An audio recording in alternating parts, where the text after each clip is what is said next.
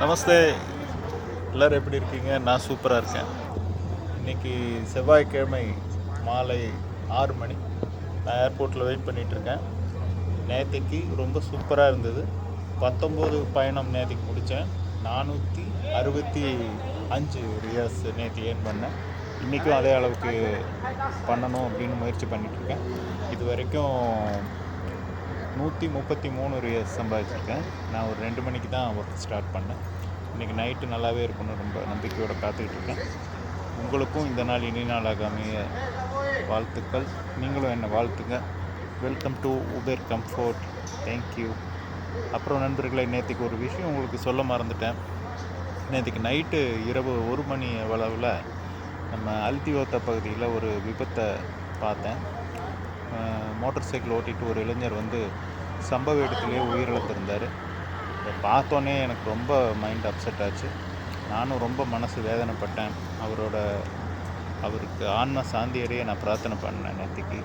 இன்றைக்கி காலையிலையும் ரொம்ப மனசு பாதிச்சுது. இளைஞர்களை இதை பார்க்குறவங்களே, உங்கள் ஃபேமிலியில் இருக்கிறவங்க, உங்கள் குடும்பத்தில் இருக்கிறவங்க பைக் ஓட்டும்போது ரொம்ப ஜாக்கிரதையாக ஓட்ட சொல்லுங்கள். குறிப்பாக உபேர் மோட்டோ, ஐஃபுட்டு இந்த மாதிரி டெலிவரி பண்ணுறவங்க எக்கச்சக்கமான நபர்கள் வேலை செய்கிறாங்க.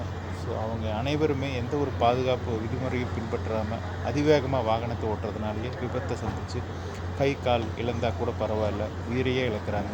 இந்த சின்ன வயசில் அவங்கள இழந்து தவிக்கும் குடும்பங்கள் அனைவருக்கும் ஆழ்ந்த அனுதாபத்தை தெரிவித்துக் கொள்கிறேன். எனக்கு நேற்றுக்கு இந்த ஆக்சிடெண்ட் பார்த்தோன்னே மனசு ரொம்ப கஷ்டமாக இருந்தது. இதை நான் உடனே எல்லாருக்கும் சொல்லணும்னு நினச்சேன். தயவுசெய்து நம்ம வீட்டில் இருக்கிறவங்க, பக்கத்தில் இருக்கிறவங்க, நண்பர்கள் யார் பைக் ஓட்டுறாங்களோ தயவு செஞ்சு விதிமுறையை ஃபாலோ பண்ணி அதிவேகமாக இயக்க வேண்டாம். 5 நிமிஷம் லேட்டாக டெலிவரி பண்ணால் ஒன்றும் ஆக போகிறதில்ல. என்ன ஆக போகுது? ஏன் இந்த வேகத்தை தயவு செஞ்சு போகிறீங்க? உயிர் முக்கியம். இளைஞர்களோட வாழ்வாதாரம் ரொம்ப முக்கியம். அவங்களுக்காக நம்ம தொடர்ந்து ப்ரேயர் பண்ணுவோம். அனைவரும் சிறப்பாக இந்த நாள் அமைய இல்லாமல் இறைவனை பிரார்த்திக்கிறேன். மீண்டும் ஒரு வாகனம் ஓட்டுவது பிரச்சனை இல்லை, பாதுகாப்பான முறையில் வாகனத்தை இயக்குவது தான் புத்திசாலித்தனம்.